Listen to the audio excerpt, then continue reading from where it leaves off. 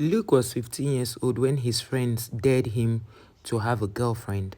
And when he was trying to, prove to them that there was nothing there, he could actually have a girlfriend, they were daring him and they kept daring him till he decided to try his luck. And who did he try his luck with? It was one of his friend's girlfriend's friend he tried his luck with, only for him to discover later that the girl was actually 20 years while he was 15. And they only did it once, and the lady became pregnant. And when the lady became pregnant, he did not know, because at that point he was the only one staying in that house, and his friends used to come there to stay because his father had died and the mother was sick and was in the village. So one day he was just there, and then this girl's mother brings the girl to the house and says the girl was pregnant and brought a bag, the girl's bag. So immediately he called the sister, his older sister, and told the older sister, and they were trying to see if they can hide it from their mother, so that since she had BP issues, so that she will not die. They hid it, and then the mother came to Lagos unannounced and asked him what happened. He now told the mother everything. He was so scared, thinking the mother would slap him. The mother did not slap him.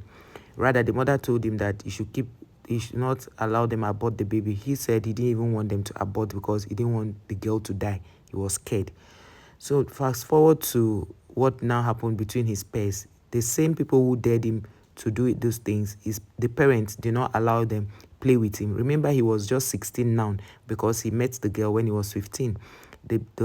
At 16, he was already a father. The girl had given birth, and that period, every parent would usually allow that boy to play with their children.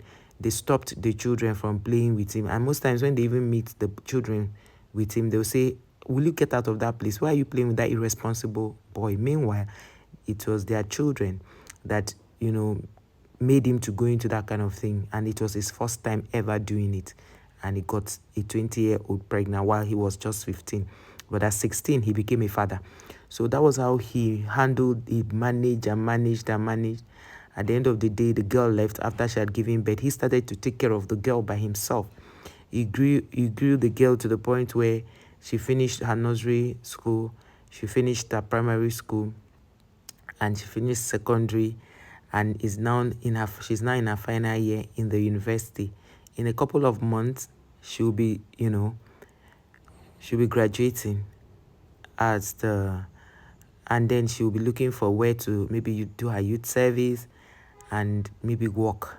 Right now, the guy is he's 35, while his daughter is around 20 years old. So at 35, he already has a child that is 20 years old. So they asked him what were his regrets. He said he doesn't regret having that girl because she is a blessing to him.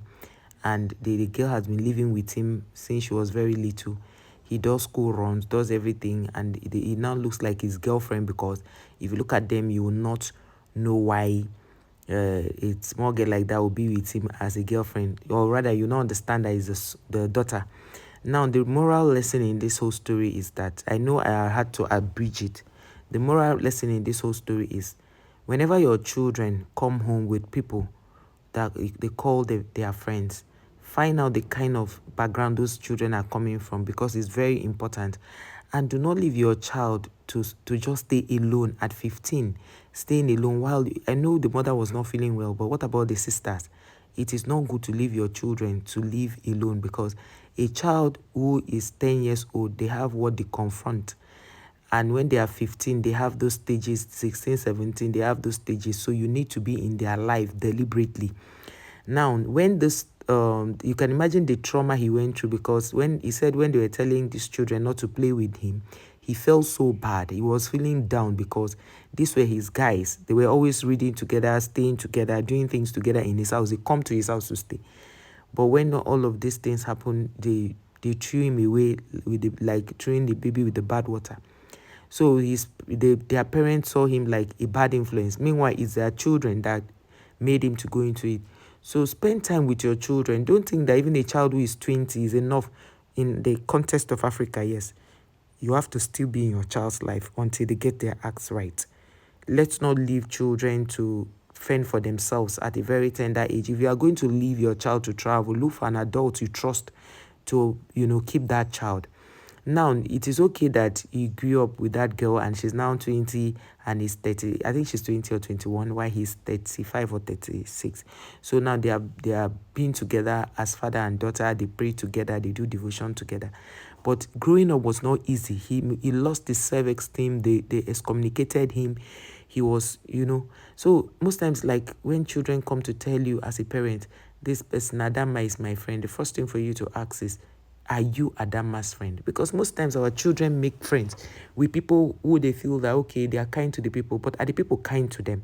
We need to be so deliberate in parenting such that we will not allow our children enter into the wrong hands. And also, when your children begin to pass comments like, this person is fat, you need to correct them immediately and let them understand that you don't say that about people. Do not say this person is fat. Because the self-esteem of every child is very important to the formation of that child or how that child will grow. Most people you see today beating their wives is because of the kind of wrong foundation they come from. They grew up and saw their parents beating each other, and that is how they feel it should be. Most times you see your child go to school and picks words like the F word and all that. Now, you see a child who is in a boarding school learning all those words, learning the bad behaviors, and the child is not coming home. You are not having a deliberate conversation. The only time you speak to that child is when you go for visiting day. And most children, because they play a lot, they must have forgotten what had happened in the, past weeks and months. They would have forgotten, and they will not even tell you how it happened until maybe when they are back from school and they are talking about something. From discussion, you hear certain things that may happen. But when a child comes back to you every day, there's every tendency that the child will have a conversation with you or tell you what had happened in school. And when your children tell you things like they have a crush, don't shut them up. Educate them. Use the opportunity. Every opportunity your child brings something to you, seize it as an opportunity to correct and teach that child the right way. When your child comes home to say, Mommy, I have a crush on a girl in my class, you now ask, does the girl know you have a crush on her? Is she your friend? How close are you? You begin to ask those questions. Then you use the opportunity to tell the child that it's not yet time to start crushing. Tell the child to pay attention, but don't make it look like it's the worst thing that's ever happened, because they will definitely crush on each other. People will crush on your children will crush on people. But how you present the matter, you win that child. The child can be free to come tell you. The first day my son told me he was crushing on somebody, I did not shout at him. I was like, wow, I was even hailing him that he's mad. He's a man. It's good.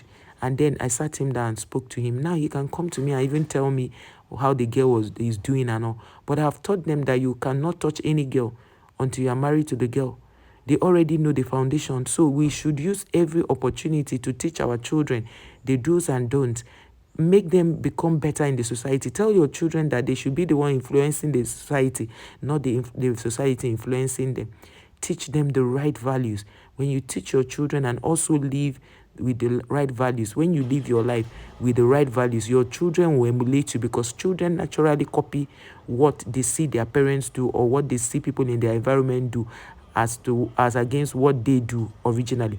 That is why no matter how you speak to a child, if you do not live the life and model that life, the child will not live that life. Because children, there's something called learned behaviors, because they learn from what they see. And that is why there are some environments you should never raise a child in, because those things, environmental, effects, those things are very, very important. How well do you know your children? So whenever your child is doing something, be in their life. Do not leave that child unattended to. If you must travel, leave your child with somebody you trust, because there must be somebody either in your family or a friend of yours that you really trust, that you know their values from the conversations they've always had. Build your children's self-esteem. Tell them how cute they look. Tell them how beautiful they look. Tell them that you are the cutest 10-year-old I've ever seen. You are the most beautiful 10-year-old. You tell them these things they need to know. Take your girls out. Take your boys out. So that as they are growing, one boy will not come with small change or money and begin to confuse your children. Because by the time you are present in your children's life, they will get it right, and nobody will deceive them. If you don't teach your children sex education now, someone will teach them the wrong way and they will get pregnant. Imagine your child getting pregnant, the trauma it brings in Africa. So it's high time we began to take care of children. This boy's story was really touching when he told the story, and I thought to share it today so that we parents will be deliberate parents Give your children time, not money.